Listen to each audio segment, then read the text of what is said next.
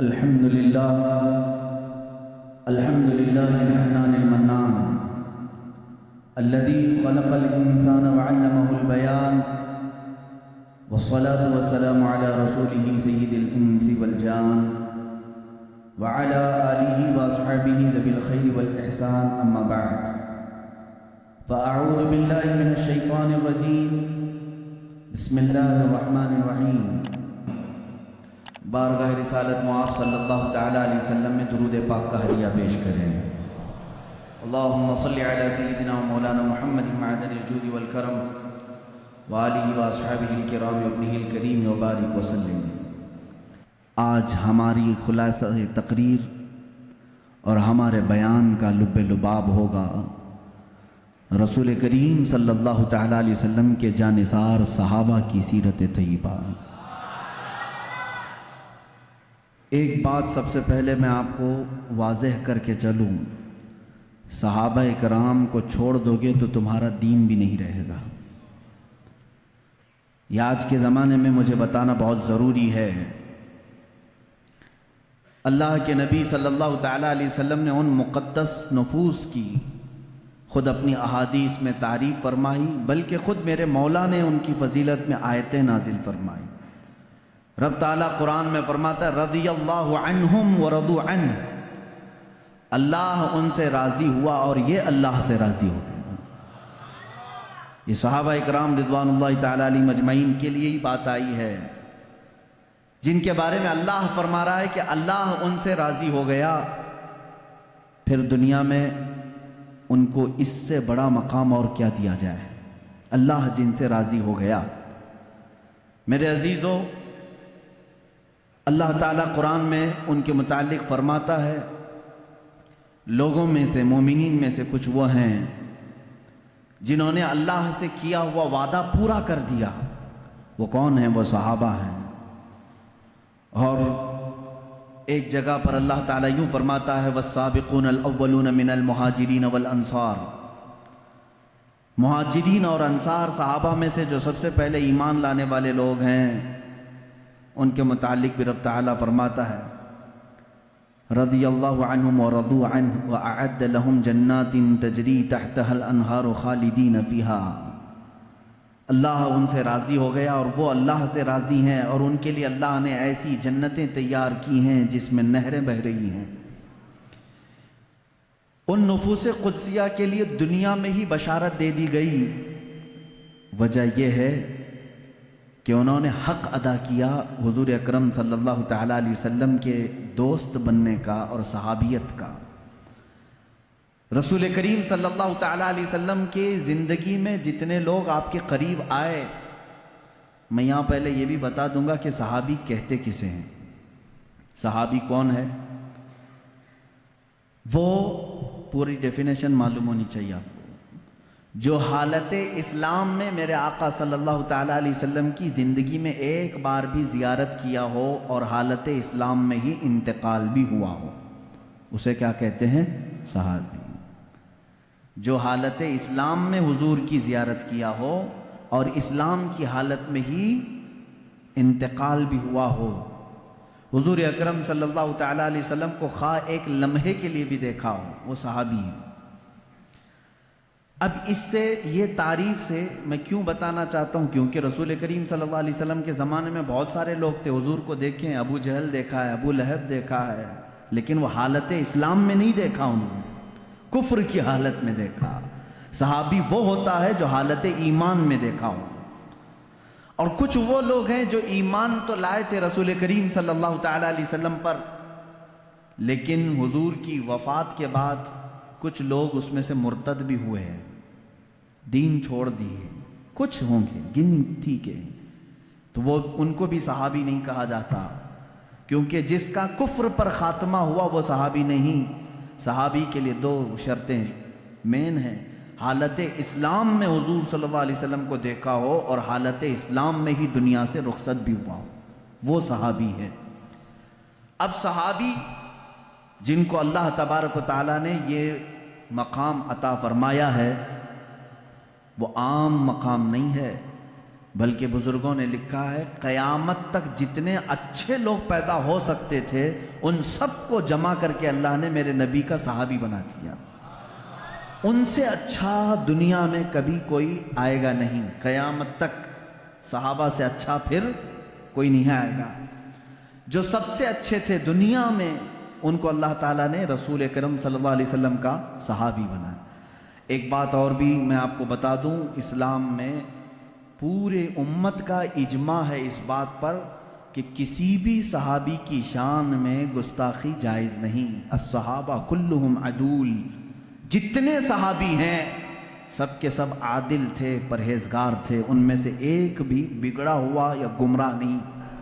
دوسروں کے کیریکٹر پڑھنے میں ان کو مصروف کر دیا گیا ہے۔ لوگ ناولیں پڑھ رہے ہیں، بہت سارے لٹریچر پڑھتے ہیں، فلمیں دیکھتے ہیں، ڈائلاگس یاد کرتے ہیں، لیکن ان کی باتیں کیوں نہیں یاد کرتے جنہوں نے اپنی جان کا آخری حصہ بھی میرے نبی کے قدموں میں قربان کیا ہے۔ ان صحابہ کرام کے اگر تفصیلی واقعات میں ذکر کروں تو صحابہ کی تعداد تو کم و بیش 1,20,000 یا 24,000 ہے۔ وہ سب صحابہ ہمارے سروں کے تاج ہیں، جن کے تذکرے احادیث میں آئے ہیں اور کتب تواریخ میں ملتے ہیں۔ ان میں سے چند کی مثالیں تو میں رکھنا ضروری سمجھوں گا۔ اور آپ سوچ رہے ہوں گے محرم الحرام کی یہ 10 روزہ مجالس میں پہلی مرتبہ آپ کے سامنے نہیں کر رہا ہوں، مسلسل 5 سال آپ نے اس سے قبل بھی ہبلی میں مجھ سے سنا ہے۔ اس سال میں نے کچھ عناوین ٹاپکس چینج کر دیے تھے۔ یہ جو موضوعات ہیں اس کی ایک بڑی وجہ یہ ہے، اہل سنت و جماعت اور حق مذہب کیا ہے یہ واضح کرنا آج مجھے ضروری ہے۔ میرے عزیزوں، پہلے دن سے ہم عقیدے پر گفتگو کر رہے ہیں، ہم کس خدا کے پیروکار ہیں وہ بھی میں نے آپ کے سامنے رکھا، اور ہمارا رسول وہ ہے جس کی تمام کتب ادیان میں، سارے جتنے بھی دنیا میں مذاہب آئے سبوں کے مذاہب میں میرے نبی کا تذکرہ موجود ہے۔ میں نے اس پر بھی آپ سے گفتگو کی ہے، اور اسلام کیا ہے اور قرآن کیا ہے یہ بھی میں نے آپ کو بتایا ہے۔ ان کے بعد صحابہ اکرام کی محبت ہمارے لیے کتنی اہمیت رکھتی ہے میں آپ کو بتاؤں۔ اعلیٰ حضرت رضی اللہ تعالیٰ عنہ کے ایک شعر نے ہمارے لیے فیصلہ کر دیا ہے، اہل سنت کا ہے بیڑا پار اصحاب حضور، نجم ہے اور ناؤ ہے عطرت رسول اللہ کی۔ آپ کو شعر سمجھانا پڑے گا۔ اعلیٰ حضرت رضی اللہ تعالیٰ عنہ کے ہر شعر کو چاہے سمجھ میں آئے نہ آئے سنی سبحان اللہ کہتا ضرور ہے، کیونکہ اس میں عشق کے کچھ جام بھرے ہوئے ہوتے ہیں، پھر بھی مجھے سمجھانا چاہیے۔ اللہ کے نبی صلی اللہ تعالیٰ علیہ وسلم نے اپنی زندگی پاک میں 2 جماعتوں کی بڑی فضیلت بیان فرمائی، 2 جماعتوں کی بڑی فضیلت بیان فرمائی۔ ایک صحابہ کی جماعت ہے اور دوسرے اہل بیت کی جماعت ہے۔ رسول اللہ صلی اللہ علیہ وسلم کے گھر والے جو ہیں ان کو اہل بیت کہتے ہیں، اور صحابی کی تعریف تو میں نے ابھی بتا دیا کہ جو رسول کریم صلی اللہ علیہ وسلم کو حالت ایمان میں دیکھے ہوں اور حالت ایمان میں ہی دنیا سے رخصت ہوئے ہوں۔ دونوں کے بارے میں رسول کریم صلی اللہ تعالیٰ علیہ وسلم کا ایک ایک فرمان سن لیجیے، ایک ایک حدیث دونوں کے بارے میں بتا دیتا ہوں۔ صحابہ اکرام کے بارے میں میرے آقا صلی اللہ علیہ وسلم فرماتے ہیں، اصحابی کالنجوم بأیہم اقتدیتم اہتدیتم، میرے صحابہ آسمان کے تاروں کی طرح ہیں، تم جس کی بھی پیروی کرو گے ہدایت پا جاؤ گے، جس کے بھی پیچھے چلو گے ہدایت پا جاؤ گے۔ میرے عزیزوں، تاروں سے مشابہت اس لیے دی گئی کہ پہلے دور میں ایسا ہوتا کہ لوگ اپنا راستہ تاروں کو دیکھ کر کے ہی منتخب کرتے تھے۔ ستارے آج تمہارے لیے دیکھنے کی بھی فرصت نہیں تارے چمک رہے ہیں کہ نہیں چمک رہے ہیں، تمہارے پاس گوگل میپ آ گیا نا۔ اس زمانے میں جو لوگ لمبے سفر پر ہوتے وہ تاروں کو دیکھ کر کے اپنی سمت متعین کرتے تھے، یہ مشرق کی طرف راستہ جا رہا ہے، مغرب کی طرف، یہ ایسٹ ویسٹ ساؤتھ نارتھ سب وہ تاروں سے منتخب کرتے تھے۔ عرب اس معاملے میں بہت مشہور بھی تھے، معروف بھی تھے۔ اتنا ہی نہیں، جو سمندروں کے سفر میں جاتے ہیں، اور آج بھی سمندروں کے سفر میں کشتیاں ہوں تو وہ تاروں سے ستاروں سے اپنے راستے منتخب کرتے ہیں. جو تاروں کا علم رکھتے ہیں انہیں معلوم ہے کہ کون سا تارا چمکتا ہے اور وہ کس سمت میں دکھاتا ہے راستہ. علم نجوم کے جو ماہر ہیں وہ جانتے ہیں. عربی میں تارے کو نجم کہتے ہیں. کیا کہتے ہیں؟ نجم. اور اس کی پلورل ہے، جمع ہے نجوم. نجوم حضور اکرم صلی اللہ علیہ وسلم نے صحابہ کو کہا یہ نجوم ہیں، ہدایت کے تارے ہیں. تم جس تارے کے پیچھے بھی چلو گے ہدایت پا جاؤ. یہ تارے عام طور پر کہاں پر ہدایت دیتے ہیں؟ کشتی میں، سمندر کے سفر میں بہت زیادہ ان کی ضرورت ہوتی ہے. کیونکہ راستہ چلتے وقت ہو سکتا ہے تم کہیں کسی سے پوچھ کر کے راستہ طے کر لو گے. سمندر کے سفر میں کوئی ملتا نہیں سوائے مچھلیوں کی. کسے راستہ پوچھو گے؟ جب بیچ سمندر میں کشتی پہنچتی ہے تو وہاں ایسٹ ویسٹ ساؤتھ نارتھ کچھ بھی نہیں معلوم پڑتا جہاز کس طرف جا رہے ہیں. تو وہاں تاروں سے ہی راستہ منتخب کیا جاتا ہے، معین کیا جاتا ہے. ایک حدیث میں نے صحابہ کے متعلق سنائی.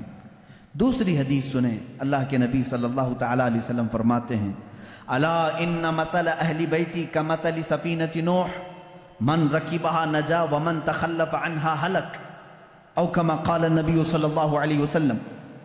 اللہ کے حبیب صلی اللہ تعالی علیہ وسلم فرماتے ہیں خبردار میرے اہل بیت، میرے گھر والے، اہل بیت سمجھتے ہیں نا، میرے اہل بیت نوح علیہ السلام کی کشتی کی طرح ہیں. نوح علیہ السلام کی کشتی آپ کو واقعہ معلوم ہوگا، پوری دنیا ڈوب گئی تھی مگر نوح علیہ السلام کی کشتی تیر رہی تھی. پہاڑ تک ڈوب چکے تھے پانی میں، پہاڑ تک ڈوب چکے تھے، لیکن نوح علیہ السلام کی کشتی پانی پر چل رہی تھی اور اس کشتی میں جتنے لوگ تھے وہ محفوظ تھے. اب میرے آقا صلی اللہ علیہ وسلم کی حدیث سنو. فرماتے ہیں رسول کریم صلی اللہ علیہ وسلم میری اہل بیت، میرے گھر والوں کی مثال نوح علیہ السلام کی کشتی کی طرح ہے. جو ان کے ساتھ ہو گیا وہ نجات پا گیا.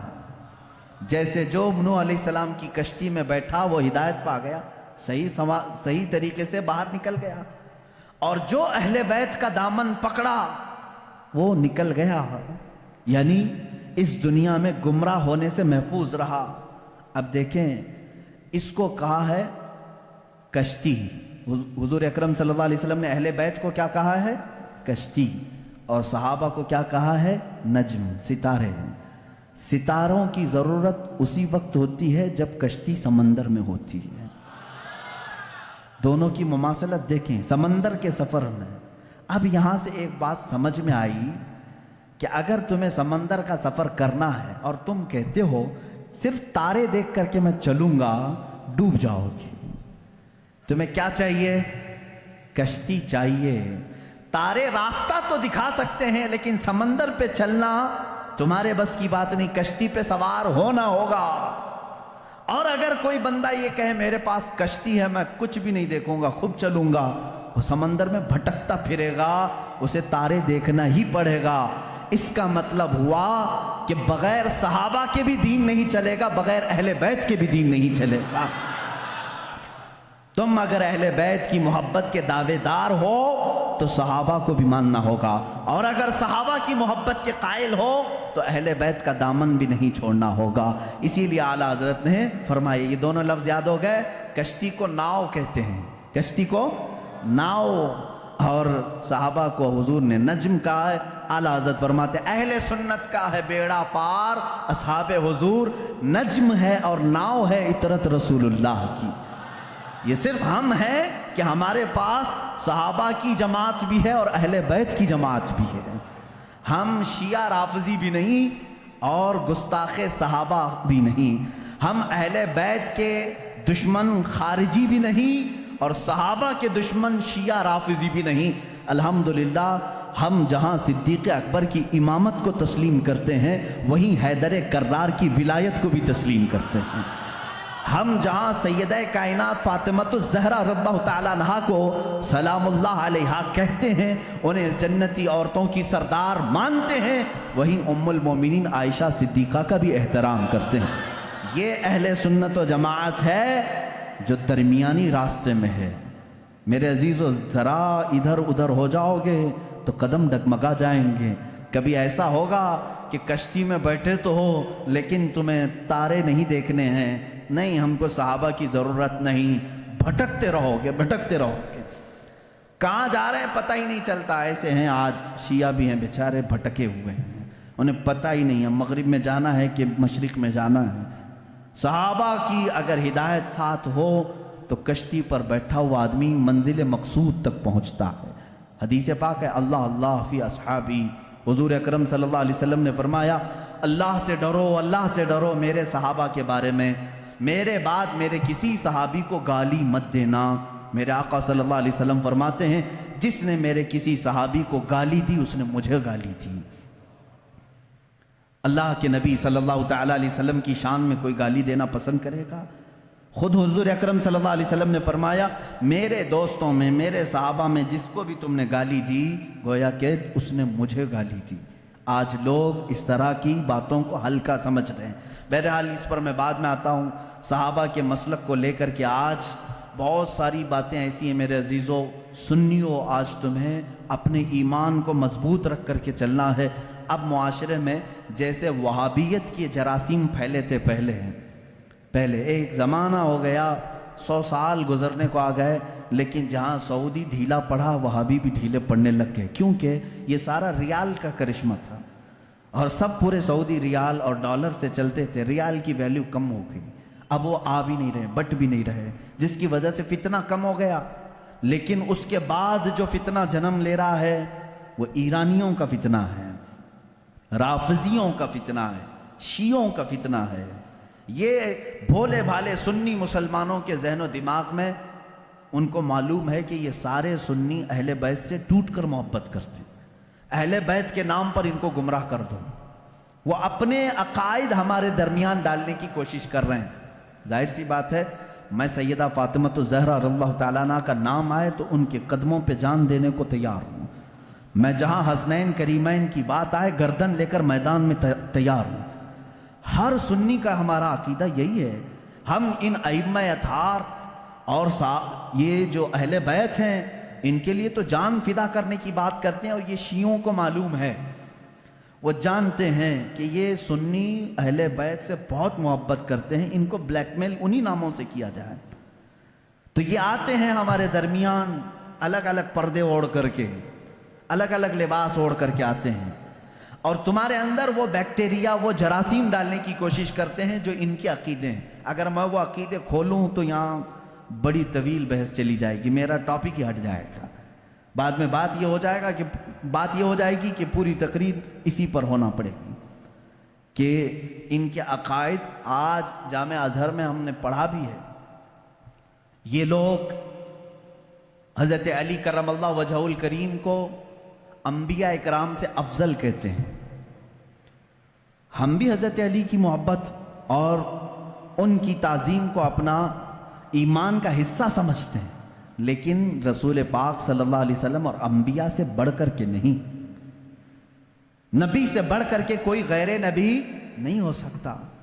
اور یہ مولا علی کرم اللہ وجہہ الکریم کے متعلق بعض شیعہ تو یہاں تک کہتے ہیں، معاذ اللہ، اب بھی موجود ہے انٹرنیٹ پر ایسے ویڈیو کلپس بھی موجود ہیں. کچھ شیعہ یہ تک کہہ جاتے ہیں اللہ فاطمہ زہرا کے گھر کو اپنی داڑھی سے جھاڑو لگاتا ہے.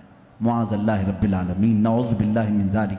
یہ ایسے جملے ہیں جس کو کہنے سے بھی دل کتراتا ہے. اہل بیت کی محبت سر آنکھوں پر، لیکن ان کو خدا کے درجے تک پہنچانا یہ شرک ہے. یہی تو عیسائیوں نے کیا. عیسائی پہلے صحیح مومن تھے، لیکن چلتے چلتے بعد میں انہوں نے عیسیٰ علیہ السلام کو خدا کا بیٹا کہنا شروع کر دیا، حضرت مریم کو خدا کی بیوی کہنا شروع کر دیا. اسی طرح شیعہ بگڑ گئے. سارے شیعوں کی بات نہیں کر رہا، اس میں کچھ فرقے ہیں جو غلات ہیں، غالی شیعہ ہیں. اللہ ان کی نحوستوں سے محفوظ رکھے. اسی لیے میرے عزیزو، اہل سنت و جماعت کا دامن کبھی ترک نہ کرنا، کبھی نہ چھوڑنا. یہ ایسا درمیانی راستہ ہے جس مسلک میں آج ہمیں صحابہ کی تعظیم بھی سکھائی جاتی ہے اور اہل بیت اطہار کی تعظیم بھی سکھائی جاتی ہے. میری بات سمجھ میں آ رہی ہے؟ صحابہ اکرام کی بات آئے، اہل بیت کی بات آئے، یا ان کے آپسی کچھ بھی معاملات کی بات آئے تو وہاں سے اپنا دامن اٹھا لینا. فوراً اس محفل کو چھوڑ دینا. اپنی رائے دینے کی بھی کوشش مت کرنا کہ کون صحیح تھا کون غلط تھا. یہ تمام معاملات میں اپنی رائے بھی مت دو، اس لیے کہ پھر تمہاری بھی پکڑ ہوگی. جس دن تم یہ کہو گے تو قیامت کے دن تم سے بھی پوچھا جائے گا تم ان دو بڑے لوگوں کے درمیان فیصلہ کرنے کے لیے بیٹھے تھے، پہلے تو بتا تیرے اعمال کہاں ہے، تم فیصلہ کرنے کے قابل ہو. اس لیے میرا تو طریقہ یہ ہے، جب بڑوں کی بات آئے، بزرگان دین، سلف صالحین، صحابہ تابعین کی بات آئے، کچھ بھی ان کے درمیان اگر اختلاف بھی ہوا ہو تو ان تمام اختلافات کو اللہ کے حوالے کر دو، اللہ رب العزت کے حوالے کر دو. وہ احکم الحاکمین ہے، قیامت کے دن فیصلہ فرمائے گا. عزیزان گرامی وقار، صحابہ اکرام کے بارے میں آج کیوں کہہ رہا ہوں آپ کو معلوم ہے؟ آپ رسول کریم صلی اللہ تعالیٰ علیہ وسلم پر ایمان لاتے ہیں، حضور کو خاتم النبیین مانتے ہیں، اللہ کے نبی صلی اللہ تعالیٰ علیہ وسلم کی ہر بات کو تسلیم کرتے ہیں، رسول کریم صلی اللہ تعالیٰ علیہ وسلم کی ہر بات کو تسلیم کرتے ہیں. اب چلیے آپ مسلمان ہیں، مجھے یہ بتاؤ رسول کریم صلی اللہ تعالیٰ علیہ وسلم نے کب آپ سے کہا کہ فجر کی نماز پڑھو، ظہر کی نماز پڑھو، عصر کی نماز پڑھو؟ آپ سے ڈائریکٹ آ کر کے حضور نے فرمایا؟ نہیں فرمایا. حضور اکرم صلی اللہ علیہ وسلم نے کس سے فرمایا؟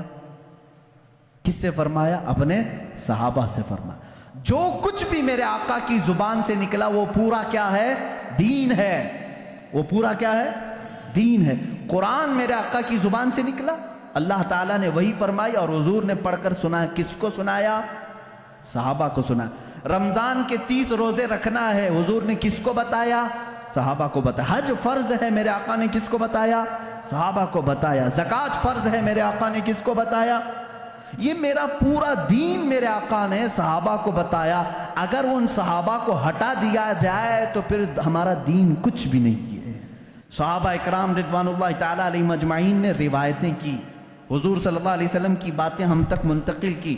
ارے یہ قرآن جس پر کل آپ نے پوری مفصل گفتگو سنی ہے، یہ پورا قرآن بھی اگر محفوظ ہم تک پہنچانے میں بڑا کردار ادا کیا ہے تو صحابہ اکرام نے کیا. حضور صلی اللہ علیہ وسلم سے انہوں نے جتنا سنا تھا سب کچھ انہوں نے لکھا اور جمع کیا اور امت، بعد میں آنے والی امت کو یہ امانت پہنچائی. اس لیے صحابہ اکرام کے معاملات کو سنو. اور میں آج دعوت فکر دیتا ہوں میرے ہر بچے کو، ہر دوست اور میرے ہر بھائی کو کہ اب دوسروں کی ادھر ادھر کی تاریخ پڑھنے سے بہتر ہے کہ پہلے تم صحابہ کی تاریخ پڑھو. یہ تمہیں رسول کریم صلی اللہ تعالیٰ علیہ وسلم کا حقیقی عشق اور محبت سکھاتے ہیں. ہم تو تقریروں میں بتاتے ہیں، یہ الگ معاملہ ہے، لیکن صحابہ جو اپنے عمل سے بتاتے ہیں اس کی مثال ملتی نہیں ملے گی. رسول کریم صلی اللہ تعالیٰ علیہ وسلم کی جو اطاعت، فرما برداری، جو حضور اکرم صلی اللہ علیہ وسلم کا ادب و احترام انہوں نے کہہ کر کے نہیں کر کے دکھایا ہے، وہ اس کی کوئی بھی مثال آج تک نہیں ملتی. چند صحابہ اکرام کی میں باتیں بتاؤں، کتنی محنت، مشقت اور دقت سے یہ اسلام میں آئے اور جمے رہے. ان کے بارے میں قرآن کہتا ہے ان الذین قالوا ربنا اللہ ثم استقاموا، بے شک وہ لوگ جنہوں نے کہا اللہ ہمارا رب ہے پھر اس پر جمے رہے. تتنزل علیہم الملائکہ، اللہ فرماتا ہے ان پر رحمت کے فرشتے اتارے جاتے ہیں. یہ صحابہ کے بارے میں بات آئی. ایک بار جب انہوں نے کہہ دیا اللہ ہمارا رب ہے پھر ہٹتے نہیں تھے، اس سے ہٹتے نہیں تھے. آج کی جو موب لنچنگ ہے ان کے ساتھ بھی ہوئی ہے، بلکہ اس سے بھی زیادہ سخت طریقے سے ہوئی ہے. صحابہ اکرام رضوان اللہ تعالیٰ علیہم اجمعین کو جو اذیتیں دی گئی، جو مشقتیں دی گئیں، میرے عزیزوں کان کھڑے ہو جاتے ہیں سنتے ہوئے. ان میں جو اذیتیں سہنے والے حضرت خباب بن الارت رضی اللہ تعالیٰ عنہ، جب یہ مدینہ طیبہ آئے، حضرت خباب رضی اللہ تعالیٰ عنہ، ان کی پیٹھ پوری گل چکی تھی. کس وجہ سے؟ ان کی پیٹھ جب یہ اپنا دامن اٹھاتے تھے تو ریڑھ کی ہڈی دکھتی تھی. ان سے صحابہ نے پوچھا تم نے جبہ اٹھایا، یہ ریڑھ کی ہڈی تک کا گوشت کہاں گیا؟ کہتے کہ جب میں ایمان لایا تھا مکہ میں، یہ کفار مکہ مجھے پکڑ کر کے انگار کے کوئلوں پر لٹاتے تھے اور پھر میرے سینے پر پیر رکھ کر کھڑے ہو جاتے تھے. نیچے سے کوئلے میری چربی سے پگھل جاتے تھے، پھر ان انگاروں کو دھکایا جاتا تھا.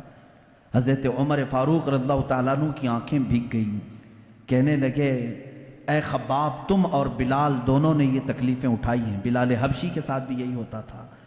حضرت خباب نے کہا بلال حبشی کو تو آزاد کرانے کے لیے ابو بکر صدیق آئے تھے، لیکن مجھے تو آزاد کرانے والا کوئی بھی نہیں تھا۔ حضرت خباب رضی اللہ تعالیٰ عنہ کو مسلسل 3 سال تک جلایا گیا ہے، 3 سال تک جلایا گیا ہے، پکڑے جاتے تھے، بار بار پکڑتے تھے، ان کو جلاتے تھے۔ حضرت بلال حبشی رضی اللہ تعالیٰ عنہ کا ایمان تو دیکھیں، ان کا آقا امیہ تھا صرف اس بات پر کہ یہ رسول کریم صلی اللہ علیہ وسلم پر ایمان لائے۔ اچھا جو سب سے پہلے 6 لوگ اسلام لائے، سب سے پہلے جو 6 لوگ اسلام لائے ان میں سے ایک نام حضرت بلال حبشی کا ہے، سٹارٹنگ بالکل، جس میں حضرت ابو بکر صدیق رضی اللہ تعالیٰ عنہ، حضرت علی کرم اللہ وجہہ الکریم، سیدہ خدیجہ الکبریٰ رضی اللہ تعالیٰ عنہ، حضرت زید رضی اللہ تعالیٰ عنہ، حضرت بلال حبشی رضی اللہ تعالیٰ عنہ، ان کے نام آتے ہیں۔ یہ وہ لوگ ہیں جو سب سے پہلے ایمان لانے والوں میں سے۔ حضرت بلال کو ان کا آقا پکڑتا تھا اور وہ کہتا تھا کیا میں تیرا رب نہیں ہوں؟ حضرت بلال کہتے تھے نا، ربنا اللہ، ہمارا رب تو اللہ ہے، تو رب ہو ہی نہیں سکتا۔ اس کے غلام تھے وہ، اس وقت غلامی کا دور تھا، آقا جو کہے غلام کو ماننا پڑتا تھا۔ وہ اپنے 2 بدماش بیٹوں کے ہاتھ میں دے دیتا تھا حضرت بلال رضی اللہ تعالیٰ عنہ کو، ایک بڑے ڈرم میں وہ ڈال کر کے دن بھر اس کا ڈھکنا بند کر کے رکھتے تھے، بڑے سے ڈرم میں ڈال کر کے اس کا ڈھکن بند کر کے رکھتے تھے، شام کو کھولتے تھے بغیر کھانا پانی دیے ہوئے، پھر ان کو مارتے تھے مسلسل۔ اور ایک دن تو اوباش لڑکوں کے ہاتھ میں ان کے آقا نے پیر میں رسی باندھ کر کے دے دیا، وہ بدماش لڑکے مکہ کی گلیوں میں حضرت بلال کو کھینچتے ہوئے لے جاتے تھے، اور وہ مکہ کی تپتی ہوئی گلیاں جب دھوپ چلچلاتی رہتی تھی اس میں حضرت بلال کو ننگی پیٹ وہ کھینچتے ہوئے لے جاتے تھے، اور مکہ والے یہ منظر دیکھنے کو جمع ہوتے تھے تو سارے لوگ آتے تھے تو حضرت بلال مسکرا کر کہتے تھے اے مکہ والو، اللہ ایک ہے، اللہ ایک ہے۔ یہ اس زمانے میں کہہ رہے تھے جب ہر جگہ بتوں کی پوجا تھی، مکہ میں خانہ کعبہ کے اندر بت رکھے گئے تھے، خانہ کعبہ کے اندر بت تھے، ان کے درمیان بلال حبشی اعلان کر رہے تھے اے میرے عزیزو، ان کے ایمان کو ہم میں سے کون پہنچ سکتا ہے؟ آج ہم پر تھوڑی سی آفت بھی نہیں ٹوٹی کہ لوگ اپنا اسلام چھپانا شروع کر دیے، آج لوگ مصلحت کی بات کرنے لگ گئے۔ زمانہ ایسا ہے مولانا، اب تو سوچ سمجھ کے چلنا پڑتا ہے۔ میرے بھائی اب کی بات کر رہے ہو، کیا بلال حبشی کا زمانہ اچھا تھا؟ وہ زمانہ کتنا خطرناک تھا، کیا وہ زمانہ آج ہے تمہارے ساتھ؟ لوگ آج ہم سے کہتے ہیں نہیں اب ویسا نہیں چلے گا، اب تھوڑا سا زمانہ بدل گیا۔ اب زمانہ بدلا نہیں، یہ اللہ کا شکر ادا کرو کہ اب بھی اللہ نے تمہیں سجدوں کی اجازت دی ہے، یہ مہلت رکھی ہے، آزادی ہے آج بھی، پھر بھی تم مصلحت کی بات کرتے ہو۔ نہیں، سب کو راضی کرنے کے لیے اس بلال حبشی کو قیامت کے دن تمہیں منہ دکھانا ہوگا جو سارے بتوں کے بیچ میں کھڑے ہو کر کے کہتے تھے ربنا اللہ، ہمارا رب اللہ ہے، اللہ احد، اللہ احد، اللہ ایک ہے، اللہ ایک ہے۔ انہیں مارا جاتا تھا، اتنا مارا گیا حضرت بلال حبشی رضی اللہ تعالیٰ عنہ کو کہ پورے جسم میں اس کے داغ تھے، پورے جسم میں داغ تھے۔ اور ایک صحابی حضرت یاسر رضی اللہ تعالیٰ عنہ، یہ تو یمن سے چلے تھے اپنے گمشدہ بھائی کو ڈھونڈنے کے لیے، یہ آئے مکہ میں بھائی کو ڈھونڈنے کے لیے آئے تھے، ان کا ایک بھائی گم ہو گیا تھا، لیکن جب رسول کریم صلی اللہ علیہ وسلم کو دیکھے تو واپس نہ جانے کی بات کر کے وہیں ٹھہر گئے۔ وہ یمن کے رہنے والے تھے، کہا کہ اب اس زمین کو چھوڑ کر نہیں جاؤں گا، کہ اس لیے کہ اس چہرے کو دیکھنے میں آنکھوں کا ایک سکون ہی الگ ہے۔ وہ اپنے گمشدہ بھائی کو ڈھونڈنے کے لیے آئے تھے، حضرت یاسر رضی اللہ تعالیٰ عنہ ایمان لائے، اور وہیں پر ان کا نکاح ہوا حضرت سمیہ سے۔ حضرت سمیہ ان کے نکاح میں آئی، ان دونوں کے نکاح کے بعد ان کے بیٹے پیدا ہوئے عمار رضی اللہ تعالیٰ عنہ۔ یہ پورا ایک خاندان، ایک فیملی کو بتا رہا ہوں میں، یاسر، سمیہ اور عمار، یہ تینوں ایک گھرانہ ایسا ہے، محبت رسول صلی اللہ علیہ وسلم میں ایک دن بھی ان کو چھوڑا نہیں گیا، ایک دن بھی نہیں چھوڑا گیا۔ یہ مکہ کے ابتدائی حالات میں بتا رہا ہوں آپ کو، جب حضور اکرم صلی اللہ علیہ وسلم کے صحابہ میں صرف 40 صحابہ بھی ابھی نہیں تھے، اور سخت ترین اذیتیں کفار دیتے تھے. جہاں کسی کو پاتے اور خبر ہو جاتی کہ یہ محمد صلی اللہ علیہ وسلم کے دین پر آ گیا ہے، اس کے ساتھ بہت برا سلوک کرتے تھے. حضرت سمیہ کو ابو جہل نے ایک بار پکڑا اور گھوڑے کے پیروں سے باندھ دیا. کیسے؟ گھوڑے کے سامنے کے دونوں پیروں سے ان کے ہاتھ باندھے، گھوڑے کے دونوں پیچھے کے پیروں سے ان کے پیر باندھے اور گھوڑے کو دوڑایا. جب گھوڑا دوڑتا تھا تو ان کی ہڈیاں سرکتی تھیں، ایک ایک ہڈی ٹوٹتی چلی گئی. اس وقت پورے مجمع میں لوگ تماشا دیکھنے کے لیے کھڑے رہتے تھے. اللہ ان کی مرقد پر گہر باری کرے. سیدہ سمیہ رضی اللہ تعالیٰ عنہ اس حالت میں بھی کہتی تھیں اللہ احد اللہ احد، اللہ ایک ہے، اللہ ایک ہے.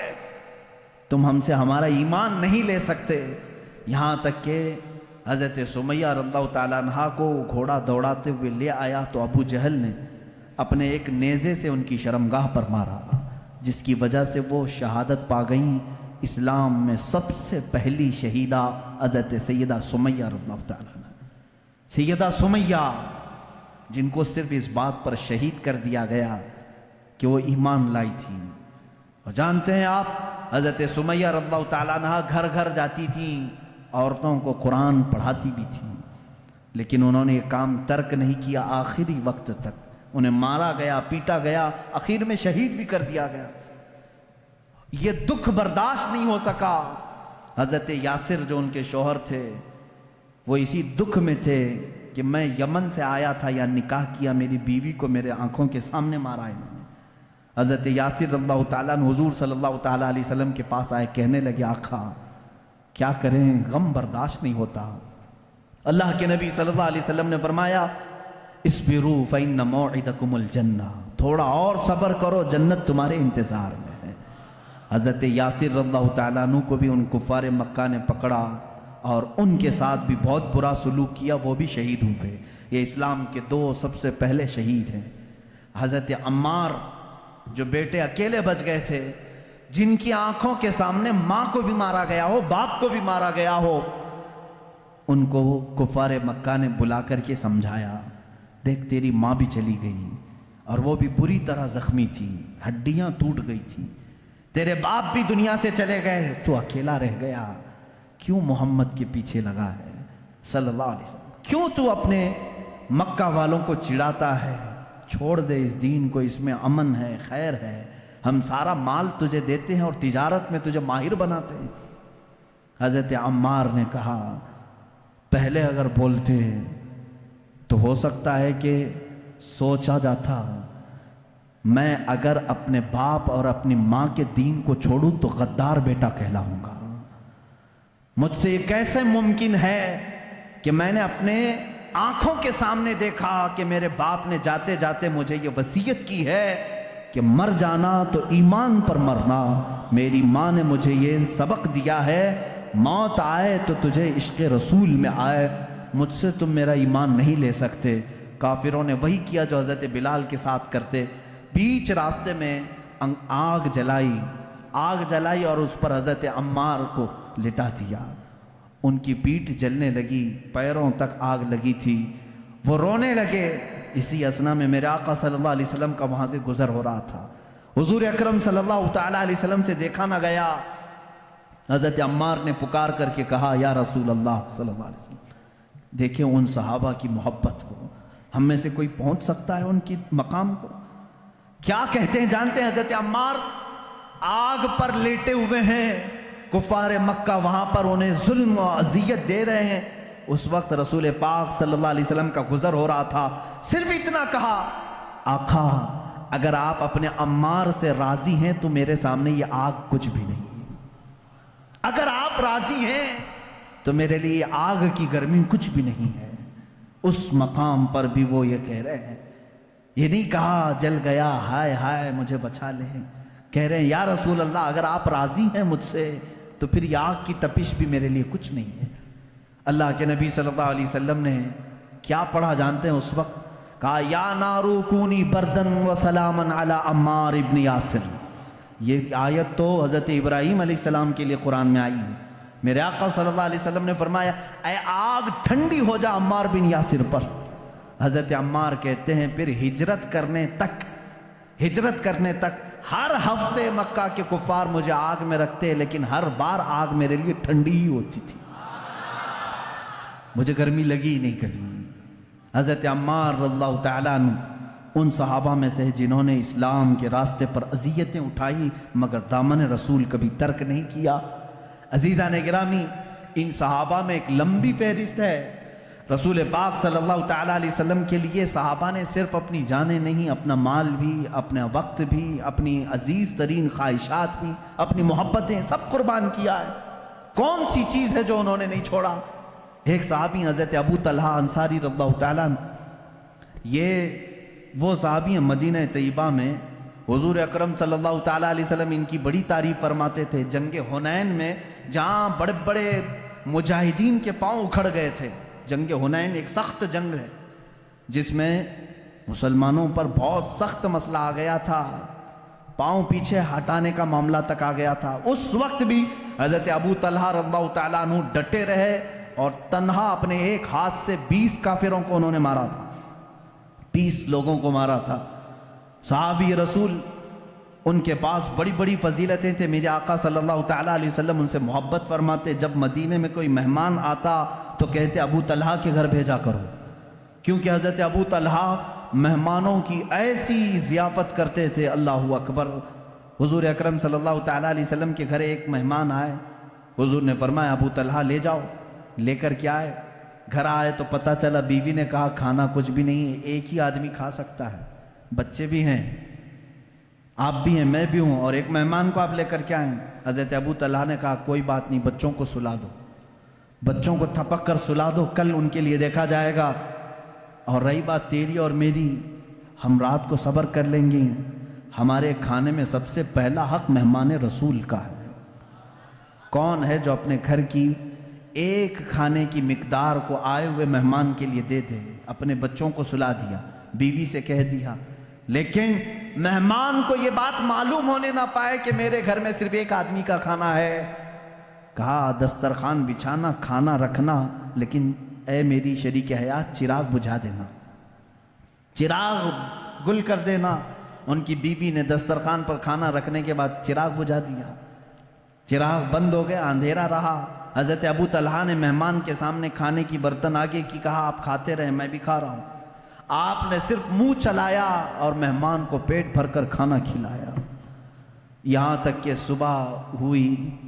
جب رات مہمان نے ابو طلحہ کے گھر گزاری، صبح ہوئی، رسول کریم صلی اللہ تعالیٰ علیہ وسلم کے پاس آپ آئے۔ میرے آقا صلی اللہ تعالیٰ علیہ وسلم نے مسکرایا اور ان کا استقبال کیا۔ ابھی کچھ بات ہوئی نہیں، حضور اکرم صلی اللہ علیہ وسلم نے فرمایا ابو طلحہ جبرائیل آئے تھے کل رات تمہارے گھر، جو ہوا مجھے بتا کر گئے ہیں کہ اللہ تبارک و تعالیٰ نے تمہارے لیے جنتی دسترخوان بچھایا ہے، جو اپنے حبیب کے مہمان کو اپنے گھر میں ذرا وقت کے لیے شرمندہ ہونے نہیں دیتا، مولا اس ابو طلحہ کو کبھی زندگی میں شرمندہ نہیں کرے گا۔ یہ میرے آقا کی دعا تھی۔ اس ابو طلحہ رضی اللہ تعالیٰ عنہ کی بات میں کروں، مدینہ طیبہ کے قریب میں ان کا ایک باغیچہ تھا۔ یہ ایک دو صحابہ نہیں جو باغیچے رکھتے تھے، بڑے بڑے رئیس صحابہ بھی ہیں، اس میں سے حضرت ابو طلحہ انصاری رضی اللہ تعالیٰ۔ ان کے باغیچے کی خصوصیت یہ تھی کہ انہوں نے الگ الگ قسم کے درخت لگائے تھے، ورنہ مدینے میں سب کھجور کے درختوں والے باغیچے، ان کے باغیچے میں رنگ برنگے پھول بھی ہوتے تھے۔ ایک دن نماز پڑھ رہے تھے اپنے باغیچے میں، ایک پرندہ آیا اور بیٹھا، بڑا باغیچہ تھا اور ان کے باغیچے کو لوگ دیکھنے کے لیے آتے تھے، ابو طلحہ رضی اللہ تعالیٰ عنہ کے۔ ایک پرندہ آیا نماز پڑھنے کے وقت، اور وہ بڑا خوبصورت پرندہ تھا، اس کی آواز بھی میٹھی تھی۔ وہ ایک ڈالی سے دوسری ڈالی، دوسری ڈالی سے تیسری ڈالی، اس طرح سے اچھل کود کر رہا تھا۔ آپ کو وہ بڑا اچھا لگا، آپ نماز کے حالت میں ہی اس کی طرف متوجہ ہو گئے۔ ہوتا ہے تھوڑی سی آواز آئے سب کی گردن پھر جاتی ہے، انسانی فطرت کا تقاضا ہے۔ حضرت ابو طلحہ رضی اللہ تعالیٰ عنہ اس پرندے کی آواز کی طرف متوجہ ہو گئے، یہاں تک کہ ظہر کی نماز تھی غالباً، اس کی آواز میں ایسا متوجہ ہو گئے کہ بھول گئے کتنی رکعت ہوئی تھی، 2 پڑھے تھے کہ 3 پڑھے تھے۔ آپ کو شک ہو گیا کہ میری 2 رکعت ہوئی کہ 3 رکعت ہوئی۔ پرندے کے چہچہانے نے مست کر دیا۔ پھر آپ نے سلام پھیرا، اپنی نماز پھر دوبارہ مکمل کر لی، دوڑتے ہوئے میرے آقا صلی اللہ علیہ وسلم کے پاس آئے، کہا یا رسول اللہ صلی اللہ علیہ وسلم آپ کی بارگاہ میں ایک خبر دینے آیا ہوں، آپ کو معلوم ہے میرا سب سے حسین باغیچہ ہے مدینے کے گرد و نواح میں؟ کہا ہاں معلوم ہے۔ حضرت ابو طلحہ نے کہا یا رسول اللہ صلی اللہ علیہ وسلم آج میں اسی باغیچے میں نماز پڑھ رہا تھا، ظہر کے وقت ایک پرندہ چہچہانے لگا، میرا خیال اس طرف ہو گیا۔ کہا کیا ہوا پھر؟ کہا اس کی طرف اتنا متوجہ ہو گیا کہ میں نماز میں اپنی رکعت بھول گیا، لیکن یا رسول اللہ صلی اللہ علیہ وسلم بعد میں نے اپنی نماز کو درست کر لیا، لیکن آپ کی بارگاہ میں آج اس لیے آیا ہوں آپ گواہ ہو جائیں اس پورے باغیچے کو میں نے صدقہ کر دیا۔ کہا پورا اتنا قیمتی باغیچہ؟ کہا میں اس باغیچے کو رکھنا نہیں چاہتا جو مجھے میرے رب کی عبادت میں خلل پیدا کرے۔ میں اگر وہاں نہ گیا ہوتا، نہ وہ پرندہ آیا ہوتا، پورے درختوں کے باغیچے کو انہوں نے صرف اس بات پر وقف کر دیا، صدقے میں دے دیا۔ یہ وہ صحابہ ہیں جنہوں نے کبھی اس بات کی پرواہ ہی نہیں کی۔ ایک بار میرے آقا صلی اللہ تعالیٰ علیہ وسلم محفل میں بیٹھے، ایک صاحب شکایت لے کر کے آئے، ایک صحابی ہیں وہ شکایت لے کر کے آئے، یا رسول اللہ صلی اللہ تعالیٰ علیہ وسلم میرا مدینہ طیبہ میں گھر ہے اور گھر کے آنگن میں کچھ درخت ہیں، میرا پڑوسی اس کے بھی آنگن میں کچھ درخت ہیں، یا دونوں کے چھوٹے چھوٹے باغیچے تھے، میں بیچ میں دیوار بنا رہا تھا، دیوار بنانے کے بیچ میں ایک درخت آ گیا ہے، میں اپنے پڑوسی سے کہہ رہا ہوں کہ وہ درخت تو مجھے دے دے، میری دیوار سیدھی ہو جائے گی۔ ہوتا ہے کبھی کبھار، وہ درخت بیچوں بیچ آ گیا، باؤنڈری وال میں کمپاؤنڈ بنا رہے تھے، بیچ میں آ گیا ہے، لیکن تھا وہ پڑوسی کا۔ اس صحابی نے اس سے کہا تو اس پڑوسی نے کہا میں نہیں دوں گا۔ انہوں نے کہا بیچ دے ایک درخت، میرے کمپاؤنڈ کے اندر آ جائے گا۔ اس نے کہا وہ بھی نہیں کروں گا۔ ان کی دیوار ایسے لے کے جانا پڑتا، ٹیڑھی ہو جاتی۔ حضور اکرم صلی اللہ علیہ وسلم کے پاس وہ آ کر کہنے لگے اس کا مسئلہ میں کیا کروں؟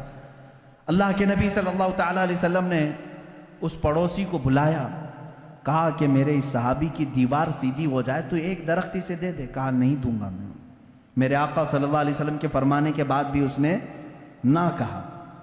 پھر اس کے بعد حضور صلی اللہ علیہ وسلم نے فرمایا میں تجھے بتا دوں کہ تو وہ ایک درخت میرے اس صحابی کو دے گا، اللہ تجھے جنت میں ایک ایسا درخت دے گا جس کے نیچے گھوڑا 100 سال دوڑے گا، اس کے سائے کے نیچے 100 سال دوڑے گھوڑا، اتنا بڑا درخت تجھے جنت میں دے گا اللہ۔ اس کو کیا ہے منافقت تھی، اس نے کہا نہ نہ نہ مجھے نہیں چاہیے، مجھے نہیں چاہیے اس جنت کے وعدے کو۔ حضور اکرم صلی اللہ تعالیٰ علیہ وسلم خاموش ہو گئے۔ محفل میں جو صحابہ بیٹھے تھے جیسی حضور سے جنت کی تعریف سنتے تھے وہ مچل جاتے تھے۔ ایک صحابی کھڑے ہو گئے، حضرت ابو دحداح رضی اللہ تعالیٰ عنہ۔ ابو دحداح کھڑے ہوئے کہا یا رسول اللہ صلی اللہ تعالیٰ علیہ وسلم اگر میں وہ درخت خرید کر کے اس صحابی کو دے دوں تو وہ فضیلت مجھے بھی ملے گی جو آپ نے اس پڑوسی کو بتایا ہے؟ میرے آقا صلی اللہ علیہ وسلم نے فرمایا ابو دحداح ہاں تجھے بھی ملے گی۔ یہ ابو دحداح کون ہے جانتے ہیں؟ اللہ اکبر، مدینے کے بڑے امیر آدمی، بلکہ مدینے کی مارکیٹ میں اگر سب سے اعلیٰ قسم کی کھجور کہیں ملتی تھی تو ابو دحداح کے باغیچے کی تھی۔ ان کے کھجوریں لینے کے لیے لوگ انتظار میں رہتے تھے، بکنگ پہلے ہوتی تھی۔ حضرت ابو دحداح کا ایسا بڑا باغیچہ تھا اوالی مدینہ، جہاں کی کھجوریں سب سے مہنگی امپورٹ ہوتی ہوں گی، ایکسپورٹ ہوتی ہوں گی، اس زمانے میں ایکسپورٹ کی جاتی تھی، یعنی شام یمن تک جاتی تھی۔ حضرت ابو دحداح کا باغیچہ پورے مدینے میں مشہور تھا۔ وہ آئے اس شخص کے پاس جو درخت نہیں دے رہا تھا، کہا اے بندے تو مجھے جانتا ہے؟ کہا ابو دحداح تمہیں بھلا مدینے کا کون آدمی نہیں جانتا؟ کہا میرا باغیچہ جانتا ہے؟ کہا ہاں کیوں نہیں۔ اس باغیچے کی خصوصیت یہ، وہ خود بولنے لگا، وہ منافق، کہ ابو دحداح تیرا باغیچہ مدینے کا سب سے قیمتی باغیچہ ہے، اس کی کھجوریں لینے کے لیے لوگ انتظار میں کھڑے رہتے ہیں، اور پلس اس میں یہ ہے کہ انہوں نے ایک بڑا بہت ہی عالیشان گھر بنایا تھا اس باغیچے کے اندر، اور اسی میں ایک کنواں بھی تھا جو میٹھے پانی کا تھا، ایک نہر جاری کر دی تھی، ایک بہت حسین و جمیل ماحول اس باغیچے کے اندر تھا۔ وہ منافق خود کہہ رہا ہے مجھے معلوم ہے تمہارے باغیچے کو۔ حضرت ابو دحداح نے کہا میں وہ پورا باغیچہ دیتا ہوں، وہ ایک درخت دے گا؟ اس نے کہا یہ کیا پاگل پن ہے، ایسی بھی کوئی بات ہو سکتی ہے؟ ابو دہدا کا باغیچہ اور میرا ایک درخت، وہ بھی کمپاؤنڈ کے بیچ میں آ رہا ہے۔ حضرت ابو دہدا سے اس نے کہا کیا یہ بات تو ہوش و حواس میں کہہ رہا ہے؟ کہا جب بھی رسول پاک کے پاس ہوتے ہیں مکمل اعتماد کے ساتھ بات کرتے ہیں، یہاں دنیا کا اللہ کا سب سے آخری رسول موجود ہے، یہ میرے گواہ ہیں۔ اس نے کہا فوراً دے دو۔ حضور صلی اللہ تعالیٰ علیہ وسلم سے انہوں نے کھڑے کھڑے تجارت کر دی، کھڑے کھڑے وہیں پر۔ اس منافق نے کہا میں نے ایک درخت بیچ دیا۔ حضرت ابو دہدا نے کہا میں نے اپنا پورا باغیچہ تجھے بیچ دیا۔ ہو گئی بات۔ ابو دہدا آئے، باغیچے میں گھر بھی تھا، بیوی بھی تھی، بچے بھی تھے، سامان بھی تھا۔ دروازے پر کمپاؤنڈ کے باہر کھڑے باغیچے کے پکارنے لگے اپنی بیوی کو، ام دہدا میں نے یہ باغیچہ آج بیچ دیا ہے۔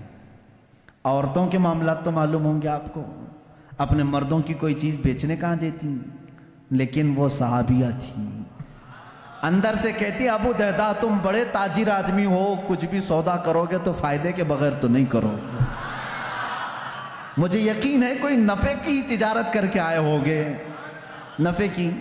ابو دہدا نے کہا ہاں بالکل تو نے صحیح گمان کیا، میں نے نفع کی ہی تجارت کی ہے۔ ام دہدا نے کہا بیچ دیا؟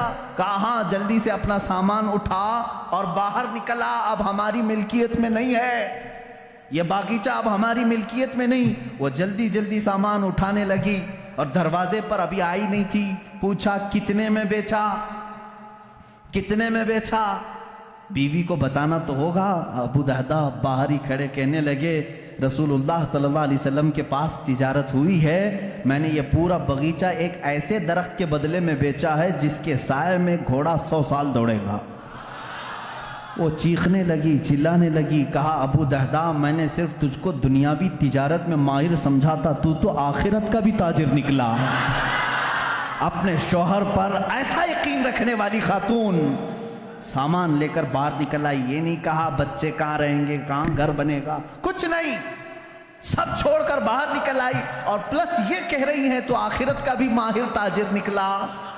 میرے آقا صلی اللہ علیہ وسلم کے پاس آئے اپنی بیوی اور بچوں کو لے کر کے، کہا یا رسول اللہ میں نے اسے سپرد کر دیا، اپنے اس صحابی سے کہیں اپنی دیوار سیدھی کر لے اور اپنا درخت اندر کر لے۔ اب پھر پوچھنے لگے یا رسول اللہ صلی اللہ علیہ وسلم اب وہ جو آپ نے وعدہ کیا تھا وہ ایک درخت میرا پکا ہے نا؟ حضور صلی اللہ علیہ وسلم نے فرمایا نہیں۔ اب یہاں بات، کبھی کبھار میرے آقا صلی اللہ تعالیٰ علیہ وسلم تفریح قلب کے لیے فرماتے تھے، ابو دہدا کے ہوش و حواس بھاگتا ہو گئے، کھڑے ہو گئے کہ آقا پورا باغیچہ دے آیا ہوں۔ ابو دہدا پوچھ رہے ہیں آقا میرا وہ ایک درخت پکا ہے جو آپ نے فرمایا؟ حضور نے فرمایا نہیں ابو دہدا، وہ تو ایک درخت کے بدلے میں تھا، وہ تو ایک درخت کے بدلے میں تھا، تو پورا باغیچہ دے آیا ہے۔ اب میرے مولا نے مجھے وہی کر کے بتایا ہے، ابو دہدا کو جنت میں وہ باغیچہ دوں گا جس کے درختوں کی کوئی گنتی بھی نہیں کر سکے گا۔ حضور صلی اللہ علیہ وسلم فرما رہے ہیں میں تیرے باغیچے کے درختوں کی گنتی دیکھ رہا ہوں۔ حضرت ابو دہدا اسی وقت کہے فزت برب الکعبہ، رب کعبہ کی قسم میں کامیاب ہوں۔ یہ یقین اگر کسی کے پاس تھا تو وہ صحابہ کی زندگی میں تھا، اگر رسول فرما دے تو انہیں 100% یقین ہوتا، میرے آقا نے فرمایا ہے تو مجھے مل کے رہے گا۔ عزیزان گرامی، احادیث رسول اگر تمہیں کسی بات کی طرف بلاتی ہیں تو دنیا کو ٹھوکر مار دینا، کیونکہ میرے نبی نے جو وعدہ فرمایا ہے وہ حق ہے اور 100% حق ہے۔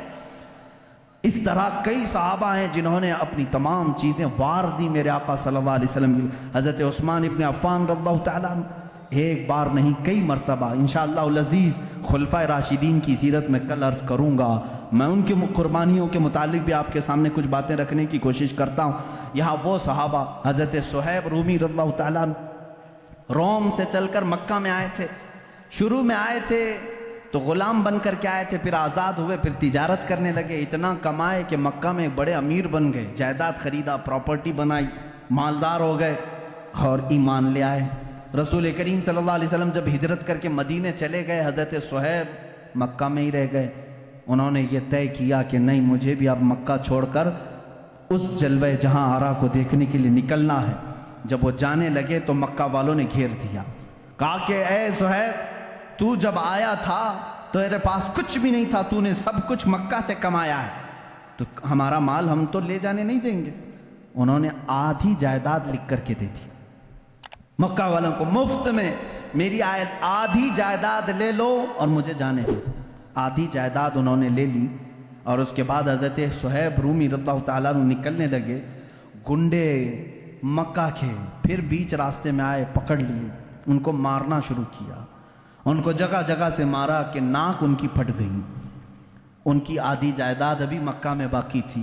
حضرت صہیب رومی رضی اللہ تعالیٰ عنہ نے یہاں تک کہ وہ اپنی باقی آدھی جائیداد بھی جو کئی سالوں میں انہوں نے کمائی تھی، مکہ والوں سے کہا کہ یہ بھی میں نے دے دیا، اس پر میرا کوئی حق نہیں، بس مجھے قدم رسول میں بیٹھنا مل جائے۔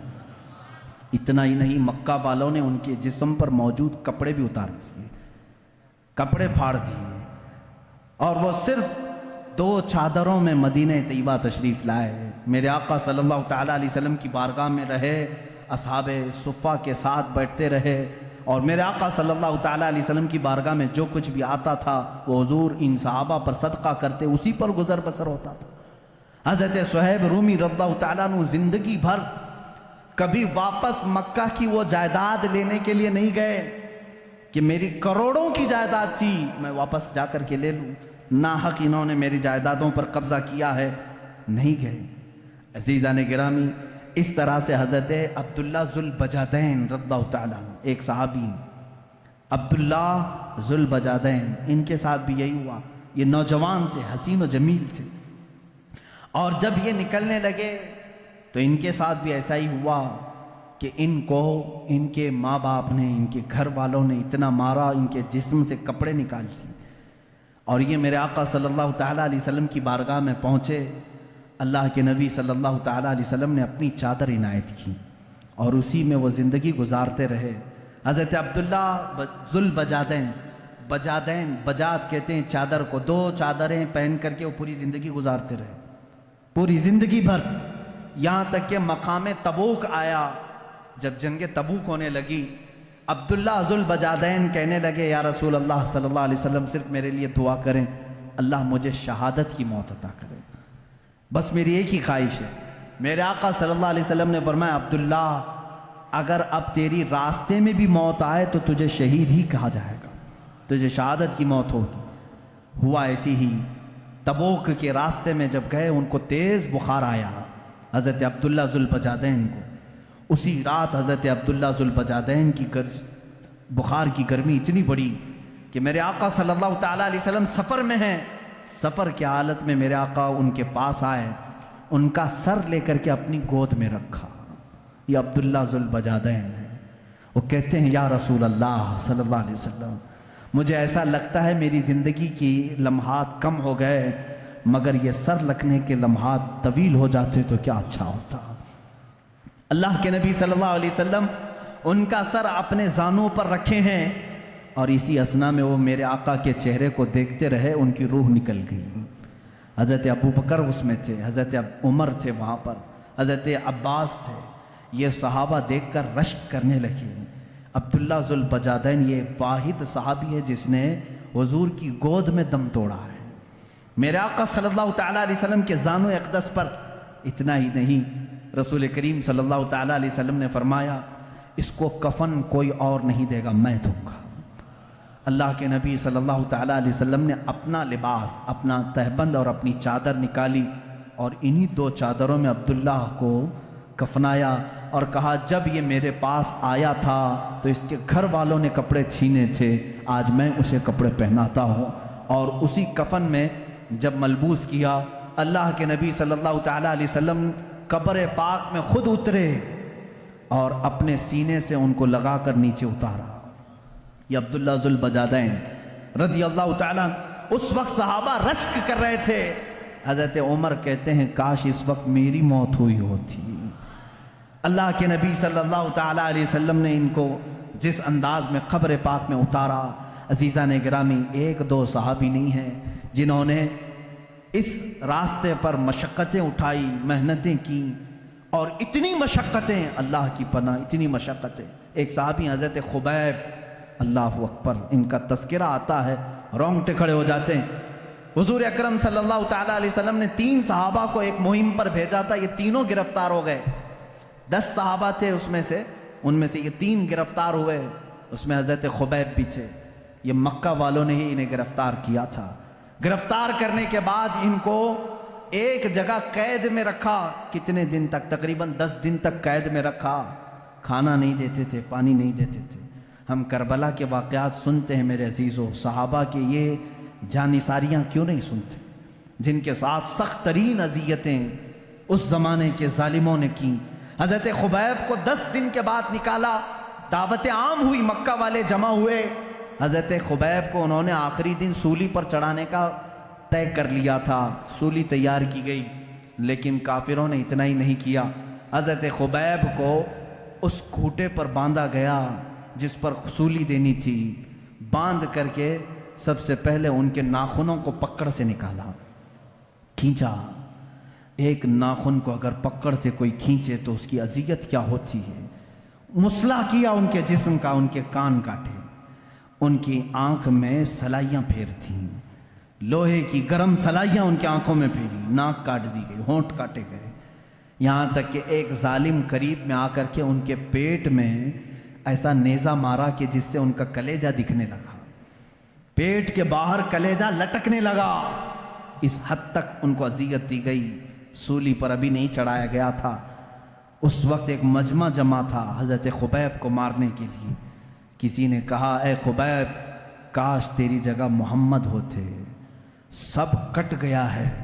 جلال میں آتے ہیں، کہتے ہیں ظالموں تم کہتے ہو میری جگہ محمد تھے، میرے جسم کے ٹکڑے ہو جائیں میں ان کے قدموں میں کانٹا چبھنا بھی گوارا نہیں کروں گا. میں نہیں دیکھ سکتا کہ میرے نبی کے تلووں میں کانٹا بھی چبھ جائے. لو میرے جسم کے اور ٹکڑے لو. انہیں کٹے ہونٹوں کے ساتھ بولنے لگے. ایک عورت آئی، کہا ہے مکہ والوں ہمارا نظام تو ہے کسی کو قتل کرتے ہیں تو آخری خواہش پوچھتے ہیں، جب کسی کو پھانسی دیتے ہیں تو اس کی آخری خواہش پوچھتے ہیں. اس نیم کو، اس روایت کو مت توڑو، اگرچہ یہ دین چھوڑے ہوئے لوگ ہیں، ان کی بھی آخری خواہش پوچھ لو. لوگوں نے کہا کیا ہے تمہاری آخری خواہش؟ حضرت خبیب کہتے ہیں میری رسیاں کھول دو، 2 رکعت نماز پڑھنا چاہتا ہوں. یہ وہ صحابہ ہیں، وہ صحابہ ہیں، کہتے ہیں رسیاں کھول دو، میں 2 رکعت نماز ادا کرنا چاہتا ہوں. کھول دیا گیا. اسی حالت میں وہ نماز ادا کی. سب جسم کے ٹکڑے ان کی کر دیے جا چکے تھے. جلدی سے سلام پھیر لیا. بہت مختصر نماز پڑھی، بہت مختصر نماز پڑھی. پھر جب سولی پر چڑھائے جانے لگے تو کسی نے کہا خبیب تم چاہتے تو لمبے سجدے کر لیتے، چاہتے تو بڑی نماز پڑھتے، کیونکہ تمہاری آخری خواہش ہے، مکہ والوں کا نیم ہے اس کو پورا کرتے ہیں. حضرت خبیب نے کہا اے ظالموں میں نے اس لیے جلدی نماز پڑھی کہیں تم یہ نہ سوچ لو کہ موت کے ڈر سے نماز لمبی کیا ہے. موت کے ڈر سے میں نے نماز لمبی نہیں کی، مجھے تو شہادت کا شوق ہے، میں جلد سے جلد جام شہادت پینا چاہتا ہوں. حضرت خبیب کو سولی پر چڑھایا کافروں نے. کیا ہم میں سے کسی کے ساتھ یہ مظالم ہوئے ہیں آج؟ میں نوجوانوں سے پوچھتا ہوں کہ آج کون سی چیز ہے جو تمہیں نماز سے روکی ہوئی ہے؟ کیا کبھی کسی نے تمہارا کلیجہ نکال کر باہر رکھا؟ کیا کبھی تمہارا کسی نے کان کاٹا، کسی نے ہونٹ کاٹے، کسی نے تمہاری آنکھوں میں سلائیاں پھیری؟ تم تو گرم بستروں پر سو کر کے نماز چھوڑتے ہو. مؤذن صدائیں دیتا رہتا ہے، باوجود تمہیں آواز آنے کے تم مسجد کی طرف آنا نہیں چاہتے. آج لوگوں کی سستی اور کاہلی یہاں تک لے آئی ہے. میرا مولا دن میں تمہیں 10 مرتبہ یہ آواز دیتا ہے حی علی الفلاح، کامیابی کی طرف آ جاؤ. تم میں سے کوئی اس کی طرف کان نہیں دھرنا چاہتا. یاد رکھنا قیامت کے دن یہ سب صحابہ بھی میرے نبی کی فہرست، میرے نبی کی جماعت میں ہوں گے، اور اس وقت ہم کیا چہرہ لے کر کے ان کے سامنے کھڑے رہیں گے. اگر ہم سے سوال ہو، ہم سولی پر چڑھ کر کے بھی نماز نہیں چھوڑنا چاہتے. ہماری آخری خواہش پوچھی جاتی تو ہم سجدہ پسند کرتے. اے بندے تجھے کیا ہوا تھا؟ تجھے اللہ نے اچھی صحت بھی دی تھی، تجھے طاقت بھی دی تھی، دولت بھی دی تھی اور آزادی بھی دیا تھا. یہاں تمہارے سروں پر تلواریں نہیں ناچ رہی ہیں کہ تمہیں نماز سے روکا گیا ہو. اس کے باوجود تم خوشی خوشی نماز چھوڑتے تھے، تم چاہ کر کے نماز چھوڑتے تھے۔ ان صحابہ کو جواب دینے کے لیے کسی کے پاس آج ہمارے پاس ہے تیاری؟ اگر نہیں ہے تو میرے عزیزوں نمازوں کی طرف توجہ کرو۔ یہ وہ صحابہ ہیں رضوان اللہ تعالیٰ علیہ مجمعین جن کے واقعات پڑھتے پڑھتے ہمارے جسم کے رونگٹے کھڑے ہو جاتے ہیں۔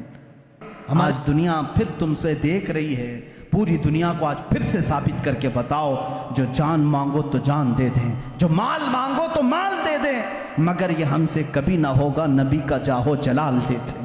ہم اپنے نبی کی امانتوں کے سفیر ہیں، ہم امین ہیں اپنے نبی کے اخلاق کے۔ اپنے بچوں کو سکھاؤ، کہانیاں وہ نہیں، میرے نبی کی محبت کی کہانیاں سناؤ۔ رسول اللہ سے صحابہ جو ٹوٹ کر کے چاہتے تھے، محبت کرتے تھے، وہ واقعات سناؤ، پھر دیکھنا تمہارا بیٹا کبھی بزدل نہیں پیدا ہوگا، کبھی بزدل نہیں ہوگا۔ آج ہمارے معاشروں سے شعر غائب ہو گئے، صرف ناموں کے شعر رہ گئے ہیں، اس لیے کہ تربیت ان کی صحابہ کے گھروں کی طرح نہیں ہوتی۔ وہ بدر کے میدان کے وہ دو شہزادے کہاں ہیں؟ معاذ اور معوذ، 13 سال کی عمر کے ہیں، 13 سال کی عمر کے ہیں، اور کیا کیا انہوں نے؟ دو چھوٹے نوجوانوں نے، اوروں نے اگر جہل کو مارا، ان بچوں نے ابو جہل کو مارا، ابو جہل کو مارا۔ اسی پر میں گفتگو ختم کرتا ہوں جو امام اہل سنت فاضل بریلوی نے ہمیں تعلیم دی ہے۔ زمین و زمان تمہارے لیے، چنین و چنا تمہارے لیے، مکین و مکان تمہارے لیے، بنے دو جہاں تمہارے لیے، دہن میں زباں تمہارے لیے، بدن میں ہے جاں تمہارے لیے۔ یا رسول اللہ ہم آئے یہاں تمہارے لیے، اٹھے بھی وہاں تمہارے لیے، خلیل و نجی مسیح و صفی سبھی سے کہیں نہ بنی۔ یا رسول اللہ یہ بے خبری کی خلق پھری کہاں سے کہاں تمہارے لیے، اشارے سے چاند چیر دیا، چھپے ہوئے خور کو پھیر دیا، گئے ہوئے دن کو عصر کیا، یہ تاب و تواں تمہارے لیے۔ وآخر دعوانا الحمدللہ رب العالمین۔